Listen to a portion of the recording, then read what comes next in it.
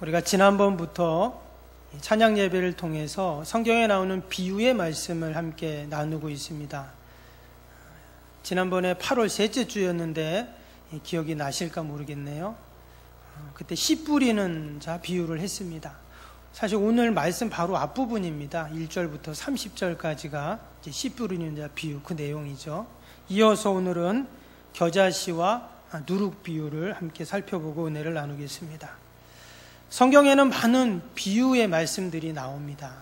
비유라는 것은 말 그대로 어려운 것을 비교해서 쉽게 이야기하는 것이 비유죠.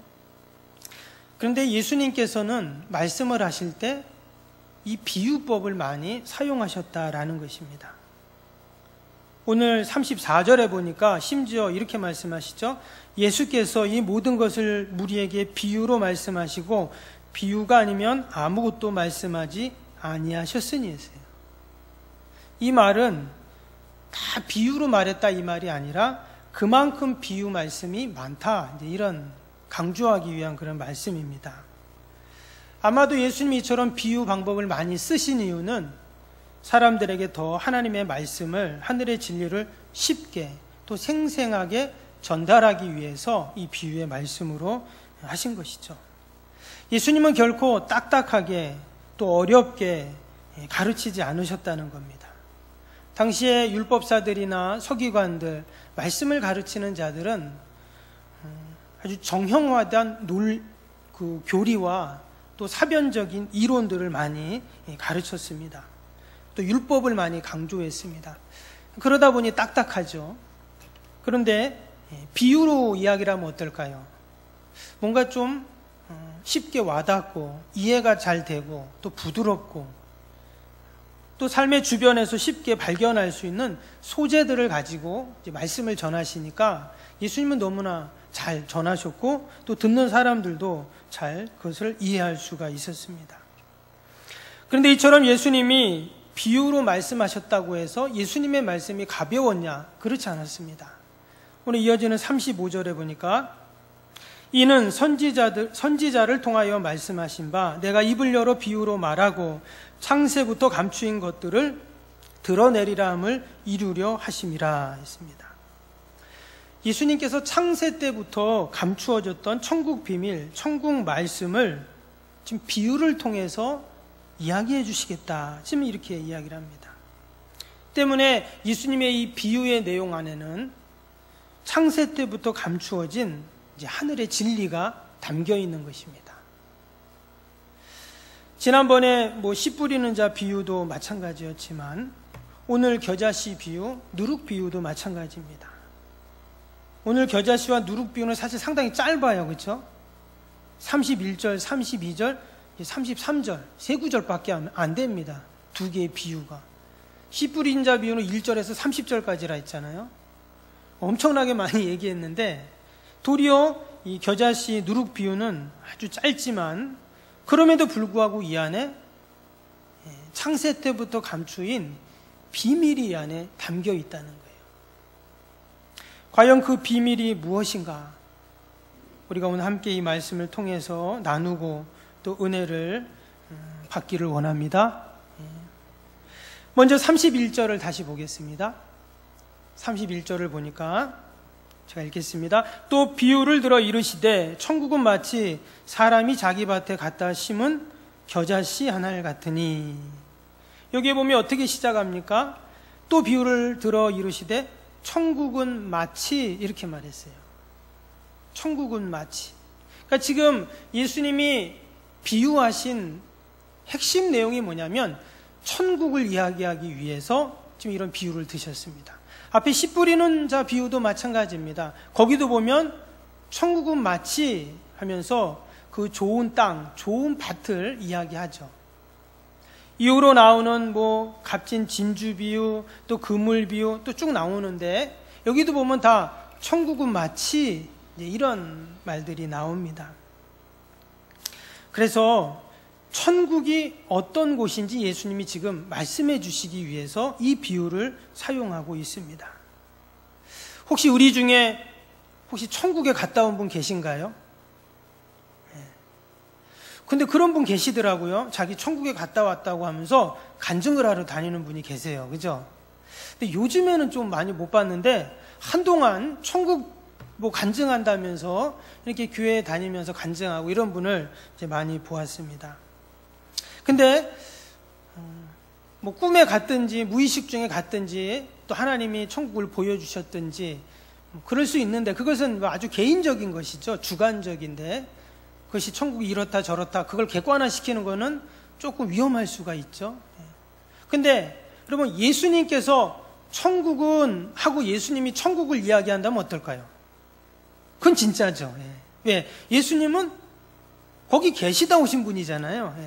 잠깐 갔다 온 분이 아니라 원래 거기 계시던 분이 오셨기 때문에 누구보다 천국을 잘 알고 계십니다. 천국을 직접 가셨고 천국을 직접 만드셨고 천국의 주인이신 예수님이 천국 이야기를 하는 게 진짜다 하는 거예요.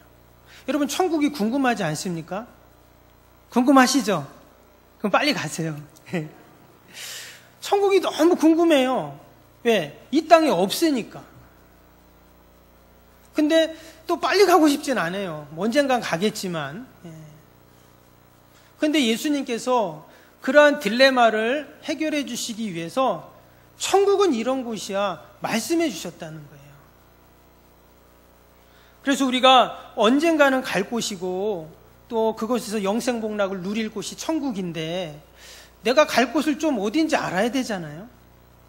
우리가 그냥 집을 얻고 집을 사도 가서 사실 집을 보잖아요. 집을 보고 또 집을 한번 이렇게 봐야 되잖아요. 저도 여기 석병교회 오기 전에 여기를 한번 왔었습니다. 저도 와서 봤어요. 근데 제가 여기 올 줄 알고 와서 본 건 아니었고 아주 뭐 그렇게 해서 한번 와서 봤습니다. 근데 하나님이 일로 가야 된다 하셔가지고 보게 하신 것 같아요. 그리고 우리가 언젠가 가야 그 천국 꼭 알고 가시기 바랍니다. 가서 알아도 되지만 그래도 이 땅에 있을 동안 내가 천국을 조금 더 알아간다면 더 잘 천국을 소망할 수 있고 천국을 준비할 수 있겠죠. 여러분 그리스도인의 삶이라는 것은 사실 천국을 소망하는 삶입니다. 땅을 소망하고 세상을 소망하는 자가 아니라 사실 우리는 하늘을 소망하고 천국을 소망하는 자이죠. 내가 땅에 소망을 두는 순간, 세상에 소망을 두는 순간 천국은 안 보입니다. 하나님이 다 커튼을 가려버리세요. 지금 커튼을 탁 치니까 밖이 보여갖고 너무 좋네요. 마치 하나님께서 천국을 커튼으로 다 가려놓으셨어요. 그래서 땅에 소망을 두고 사는 믿지 않는 자들은 절대 천국을 알 수가 없습니다. 왜? 하나님은 천국을 그들에게는 안 보여주시죠. 오직 하나님의 택한 백성들, 천국에 갈 자들에게만 하나님은 천국을 보여주세요. 왜? 준비하라고. 특별히 마태복음에 나오는 이 천국 비유 이 말씀들은요, 우리 성도들이 꼭 알아야 합니다. 그리고 늘 그것을 간직하고 그래서 천국을 소망해야 여러분 이 땅의 삶이 복된 줄로 믿습니다. 성도들은 천국을 소망해야 이 땅의 삶이 복되게 되어 있어요. 그게 하나님의 원리입니다. 영적인 원리예요. 이 땅에 끊임없이 이 땅에 소망을 두면 그 삶은 늘 피폐하고 지칠 수밖에 없다는 것입니다. 그래서 예수님께서 그 천국에 대해서 지금 얘기해 주세요. 서론이 너무 길었는데 그러면 천국은 어떤 곳이냐? 오늘 31절에 보니까 뭐라고 했어요? 천국은 마치 사람이 자기 밭에 갖다 심은 겨자씨 한 알 같으니 그랬습니다. 천국이 뭐와 같다고요? 겨자씨 한 알. 여러분 겨자씨 아시죠? 아주 조그만. 저번에도 이제 우리 중고등부 아이들하고 이 겨자씨 누룩 비유 말씀을 나눴는데 이 겨자씨가 얼마나냐면 조 있잖아요. 조, 노란 조. 그거보다 한 5분의 1, 10분의 1 작다고 생각하시면 됩니다. 아주 작아요. 뭐 겨자씨도 보니까 종류가 여러 개 있더라고요. 제가 백과사전을 찾아보니까. 그런데 여기서 말하는 겨자씨는 아주 작은 겁니다. 특별히 왜 겨자씨 한 알이라고 했냐면 유대인들은 가장 작은 단위를 이야기할 때 아니 겨자씨 한 알만 하네 이런 비유를 씁니다. 그래서 지금 겨자씨 한 알이라는 말이 나왔습니다. 그래서 이 겨자씨, 누룩도 마찬가지고요. 이것이 상징하는 것이 뭐냐면 작은 것을 상징해요. 우리가 생각할 때 천국은 어때요? 거대할 거라고 생각을 하는데 지금 예수님은 겨자씨 한 알 같다 이렇게 지금 말씀한 거예요. 왜 예수님께서는 천국을 왜 겨자씨의 비유를 하셨는가? 이어지는 32절을 보면 알 수가 있는데요. 32절에 이는 모든 씨보다 작은 것이로되 자란 후에는 풀보다 커서 나무가 되매 공중의 새들이 와서 그 가지에 깃들이느니라. 가장 작은 게 지금 겨자씨 한 알이라고 말씀을 드렸는데 근데 그 씨가 어떻게 된다 그랬어요? 풀보다 커서 나무가 되매 이랬어요. 한번 땅바닥에 떨어지면 보이지도 않는 그 작은 겨자씨가 얼마나 큰지 마치 나무와 같이 됐다 그랬어요. 근데 원래 이 겨자씨는 1년생 덩쿨입니다. 그러니까 나무라는 표현이 사실 맞지 않아요. 근데 왜 나무라고 했냐면 너무 크게 자라기 때문에. 많이 크게 자라는 거는요, 넝쿨로 이렇게 자라서 쭉쭉 뻗지는 않지만 쭉 피면은요 3m에서 4m까지. 그러니까 지금 이 땅바닥에서 여기까지 천장까지 되는 거리에 높이인 거예요. 그렇게 지금 겨자씨가 크게 자란다는 얘기입니다. 그러니까 원래는 작지만 나중에는 어떻게 된다고요? 마치 나무처럼 커서 공중의 새들이 와서 그곳에 가지를 두고 거기서 쉼을 얻는, 피난처를 얻는 그런 곳이 바로 겨자씨의 모습이라는 것입니다. 그런데 그것이 처음엔 어때요? 너무 작은 거예요. 누룩도 마찬가지죠. 누룩은 눈에 보이지도 않죠, 잘.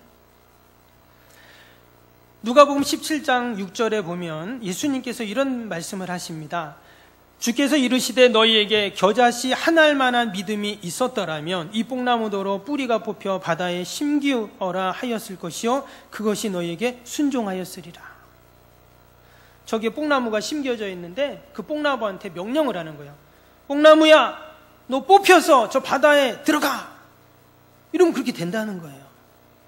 그런데 겨자씨만한 믿음만 있어도 그러한 능력을 행할 수 있다. 이렇게 말씀하셨어요. 믿음이 얼마나 귀한가를 예수님이 말씀하셨는데 그때도 이 겨자씨 한 알이라는 말을 하십니다. 그래서 겨자씨는 너무나 작은 것이고 너무나 보잘것 없어 보이는 것이지만 예수님은 늘 작은 것에 가치를 두고 강조하셨다는 것이죠. 근데 세상은 어떻습니까? 사실 세상은 정반대죠. 세상은 큰 것에 가치를 줍니다. 집도 좀 커야 되고 차도 좀 큰 차 타야 되고 또 냉장고도 커야 되고 당연히 크면 많이 들어가겠죠. 그리고 또 편하고. 교회는 어떨까요? 교회도 작은 교회보다는 큰 교회 좋아하는 분들이 있더라고요. 근데 예수님은 늘 작은 것에 관심을 갖고 작은 것을 소중히 여기셨죠. 과부의 동전 2입, 또 소자의 냉수, 그리고 아이의 그 도시락. 달란트 비유에서도 보면 그 주인이 칭찬한 사람은 어떤 종이에요? 착하고 충성된 종아 내가 작은 일에 충성하였으니 이렇게 말하거든요.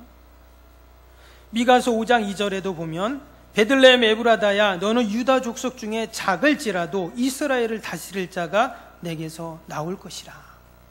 베들레헴은 이스라엘에서 가장 촌구석입니다. 그런데 거기서 이스라엘을 다스리는 자가 나온다는 거예요.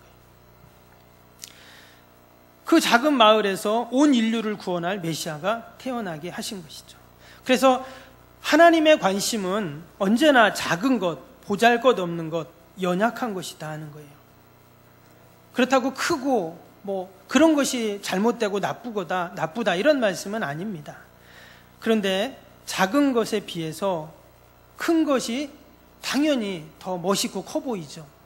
그러나 하나님은 언제나 마치 약자 편이 되어주시고 약자를 외면치 않으시고 소중히 여기시는 것처럼 늘 작은 것에 관심이 많으세요.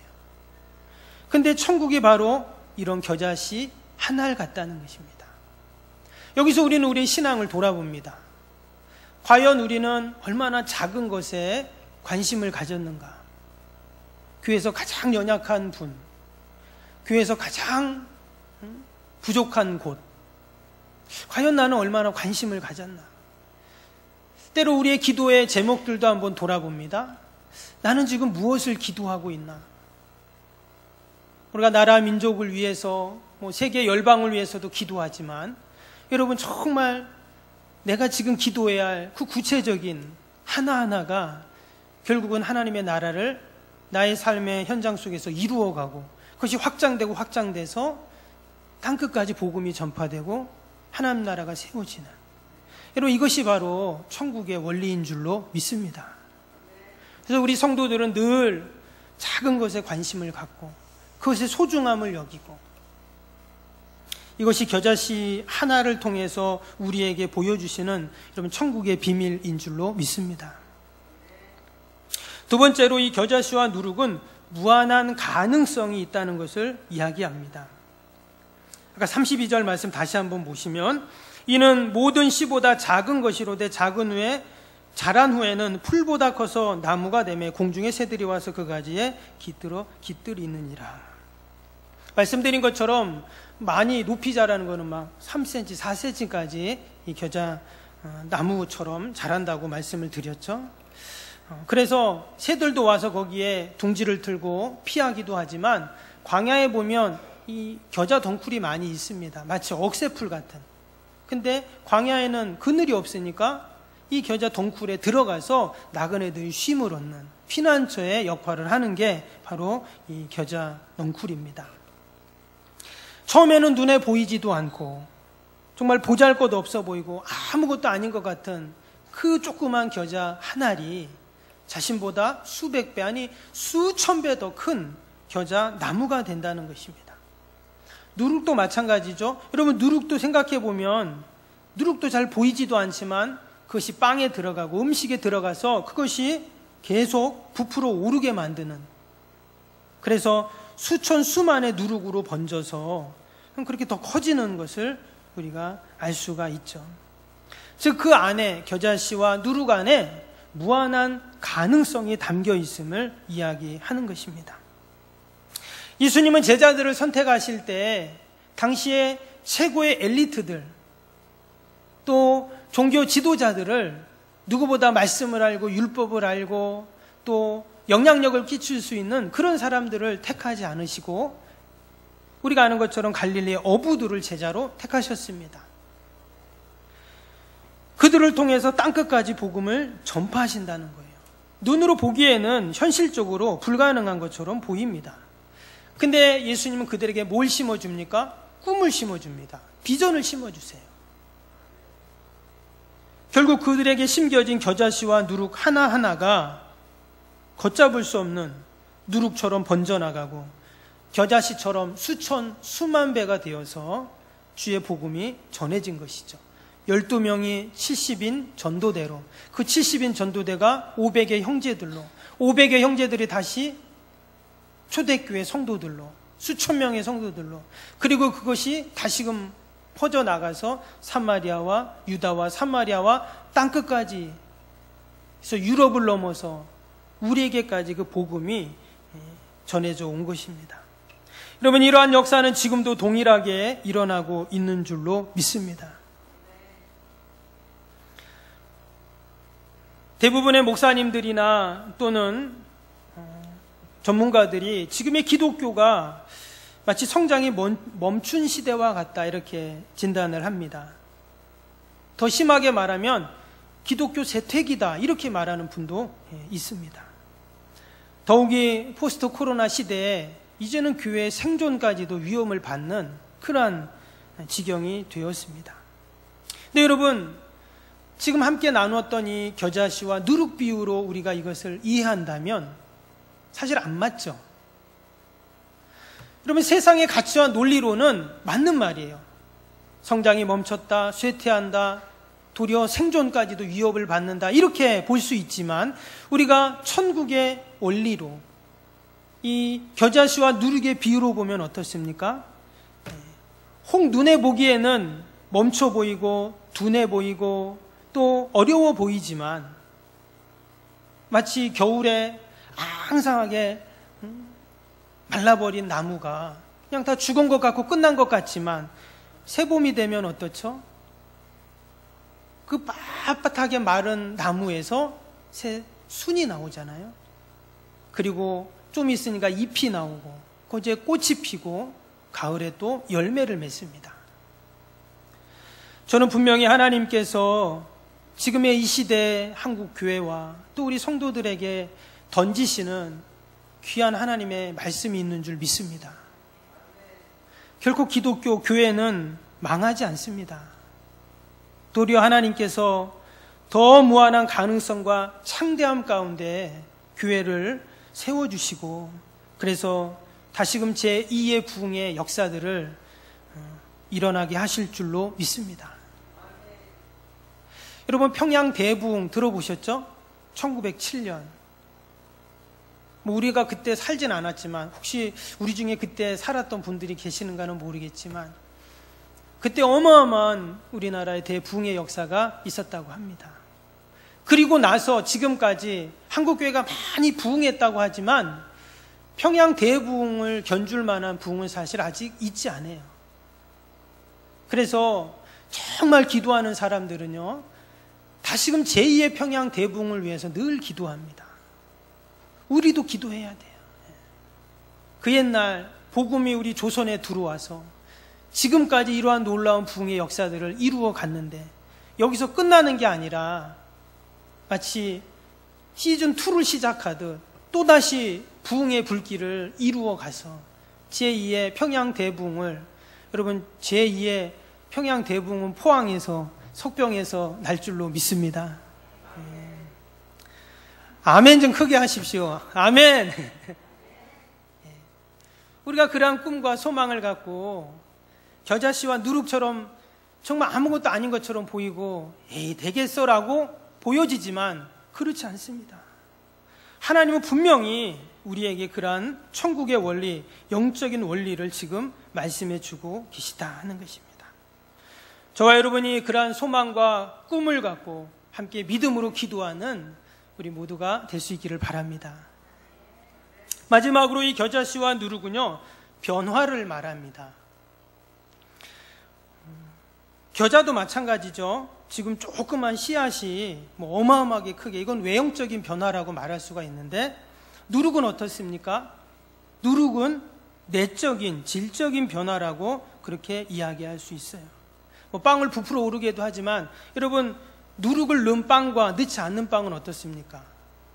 제가 그거를 어떻게 생각을 했냐면, 예전에 어렸을 때 어머님이 그걸 술빵이라 그러잖아요. 요즘에는 그런 거 잘 안 하지만, 요즘에는 파리바게뜨 가서 그냥 사오잖아요, 빵. 근데 그때는 술빵이라고 해서 밀가루 반죽한 다음에 거기다 막걸리를 좀 이렇게 넣으시잖아요. 그러면은 딱 먹으면 참 달짝지근하고 구수하고 맛이 있어요. 그래서 도대체 이게 뭐를 넣는지 저는 그게 궁금했어요. 나중에 보니까 막걸리를 넣는 거예요. 그래서 그 막걸리를 먹은 거죠. 여기다 왜 막걸리를 넣냐고 했더니 이 막걸리를 넣어야 된다는 거예요. 알고 봤더니 막걸리 안에 있는 효소가 그 빵을 부풀게 하고 맛있게 만드는 거잖아요. 여러분 누룩을 넣지 않는 빵은 어떨까요? 말 그대로 밀가루 그냥 부풀린 것밖에 없어요. 하나도 맛도 없고 텁텁하고 밀가루 맛이죠. 마치 이 누룩이 그렇다는 것입니다. 내적인, 질적인 변화를 일으키는 것이 바로 이 누룩의 모습이죠. 여러분 우리가 신앙생활하고 믿음생활하는 것도 마찬가지입니다. 우리의 신앙이 힘을 잃고 재미가 없고 이유가 무엇인가? 여러분 우리가 신앙의 맛을 느껴야 되죠.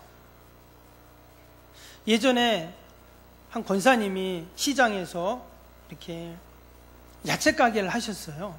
그게 지금도 잊혀지지 않는데, 근데 시장에서 야채 가게 하시니까 얼마나 힘듭니까? 거긴 또 사람도 참 많았어요. 그래서 뭐 하나 팔면은 사실 그 뭐 1,000원, 2,000원 남는 거고 뭐 덜 남는 것도 있고 그런데 아침에 뛰어다가 하루 종일 팔고 아침에 뛰어다 하루 그렇게 이제 하시는 거예요. 근데 이분이 주일날만 되면은 이분은 직장 생활이 아니니까 자기가 일주일에 한 번씩 11조를 하시는 거예요. 근데 11조를 하면은 봉투를 이렇게 두껍게 하세요. 그래서 제가 그때 이제 부목사였는데 아니 그때 이제 그 집사님이셨는데 집사님 이거 계산하시고 헌금하는 거냐고 이렇게 물어봤었더니 자기 계산 안 한대요. 그래서 아니 이거 계산을 안 하고 하면 어떡하냐고 그러면 도리어 적자가 되지 않냐고 했더니 그분이 뭐라고 했는지 알아요? 자기는 드리는 맛이 너무 좋다는 거예요. 하나님께 드리는 게 너무 좋다는 거예요, 자기는.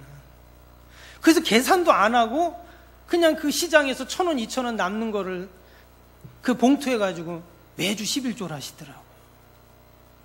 그래서 한 번은 또 집사님 이게 이러면 나중에 어떻게 하려고 그러냐 했더니 아니 괜찮다는 거예요, 자기는. 여러분 기도하는 분들이 1시간, 2시간 기도하잖아요. 어떻게 이렇게 기도할까요? 물어보면 기도에 맛이 있답니다. 찬양하는 것도 보면 얼마나 열심히 막 소리를 지르면서 막 하는지 몰라요. 그분은 찬양에 맛이 있대요.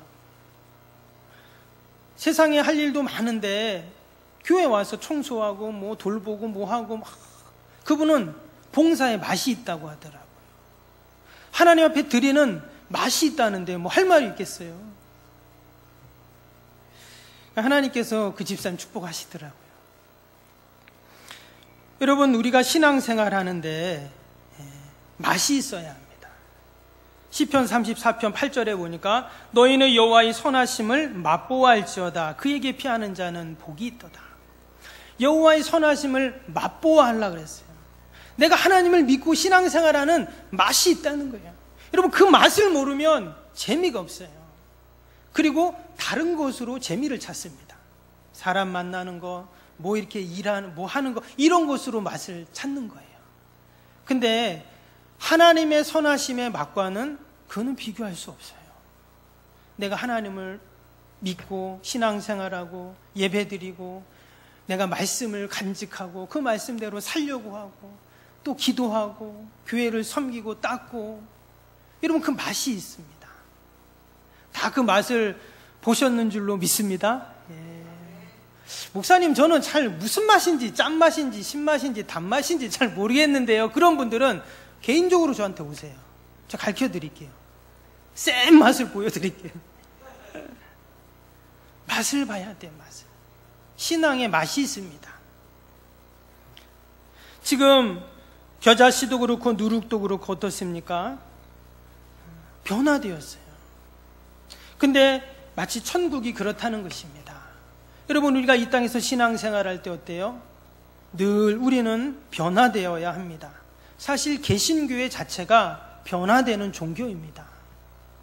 변하지 않는 것은 결국 머무르는 것이고 결국은 도태할 수밖에 없다 하는 것을 우리에게 이야기하는 것이죠. 겨자씨와 누룩을 통해서 하나님은 우리에게 작은 것, 그렇지만 그것이 변화되는 것을 분명히 우리에게 보여주고 계십니다. 마지막으로 한 가지만 귀한 내용을 한번 나누려고 합니다. 여러분 미국의 조상들은 영국의 청교도라고 하죠. 그런데 미국이 저렇게 번영하는 나라가 되었고 또 마치 세계 최강국의 모습이 되었는데 그 이면에는 바로 이 청교도들의 신앙이다 이렇게 이야기를 합니다. 그럼 과연 이 청교도들은 누군가? 계속 거슬러 올라가 봤더니 여러분들도 잘 아시는 바이킹, 해적들이라고 해요. 도적들이죠. 그런데 이 바이킹들이 머리가 좋았답니다. 등푸른 생선을 많이 먹어서 그랬는지 머리가 좋대요. 근데 이 해적들이 막 쳐들어가서 사실 그 북쪽은 뭐 농사도 못 짓고 추우니까 아무것도 못 하잖아요. 그러니까 당연히 배 타고 다니면서 해적들밖에 할 게 없었대요. 근데 자기들도 양심의 가책을 느낀 거예요. 야, 이건 사실 좀 잘못됐지만 어떻게 해야 되나 하면서 이 해적들이 우리의 후손들은 좀 잘 키워야 되겠다 이런 마음을 가졌대요. 그런데 후손들을 잘 키우는 방법이 뭔가? 아무리 주위를 둘러봐도 깨끗하고 정결한 여자들이 없었다는 거예요. 그리고 찾아보고 또 찾아보니까 다 방탕하고 병들고 위험한 그런 여자들밖에 없었는데, 나중에 보니까 예수님을 믿는 기독교인 여자들은 다 정결하고 깨끗했다는 거예요. 그러면 저들을 잡아다가 우리가 아내로 삼고 애를 낳게 하면 되겠다. 그리고는 기독교 여자들을 다닌 데마다 다 찾아갖고 잡아왔다는 거예요. 그래서 억지로 결혼을 하고 강제로 결혼하고 깨끗하고 훌륭한 자식을 낳으라는 거예요. 근데 해적들은 뭐 또 할 게 없잖아요. 해적질이니까 또 애 낳고는 다 나가는 거예요. 그래서 이제 애기들은 누가 키웁니까? 잡혀온 이제 엄마들이 키우는 거죠. 키우는데 비록 자신들은 끌려와서 해적의 아내가 되었지만 우리 자식들만은 해적이 되기 위해서는 안 되겠다 해갖고 그들에게 신앙을 집어넣는 거죠. 기도로, 말씀으로 이 아이들을 키웠다는 것입니다. 그래서 자란 아이들이 누구냐? 청교도들의 조상이 되었다는 거예요. 결국 그들이 대영 제국의 조상들이고 지금의 미국을 건설하는 조상들이 되었다는 것입니다. 어찌 보면 참 겨자씨와 누룩 같죠. 잡혀와가지고 억지로 애를 낳고, 그런데 그들이 겨자씨와 누룩처럼 보이지만 시간이 지나고 때가 되매 하나님의 뜻이 이루어지는, 하나님의 나라가 이루어지는 그런 놀라운 일들을 보게 됩니다. 예수님께서 우리에게 이 겨자씨 비유와 누룩 비유를 말씀하신 이유가 여기에 있습니다. 지금 당장은 우리의 신앙과 믿음과 기도가 별 볼 일 없어 보이는 것 같지만 그렇지 않다는 거예요. 우리가 천국을 소망하면서 이 땅에서 살아가는데 하나님께서는 반드시 때가 되매 그 작은 겨자씨가 3m, 4m 되는 넝쿨로 자라고 그 누룩을 넣은 빵이 맛있는 빵이 되어서 모든 사람에게 기쁨을 주는 것처럼 하나님은 저와 여러분들 안에 있는 이 겨자씨와 누룩의 신앙과 믿음을 복되게 하셔서 우리의 삶 가운데 우리의 가정과 또 주님의 교회와 또 우리의 모든 것들을 귀하게 복되게 만들어 주실 줄로 믿습니다. 어려운 시대를 우리는 지금 살고 있습니다. 그러나 여러분 낙심하지 마시고 늘 천국을 소망하시고 믿음으로 이 어려움들을 잘 이겨내셔서 우리의 믿음의 후배들에게, 자녀들에게 신앙생활, 믿음생활은 이렇게 하는 거야 보여줄 수 있는 저와 여러분이 다 되시기를 주님의 이름으로 축복합니다. 기도하겠습니다. 사랑과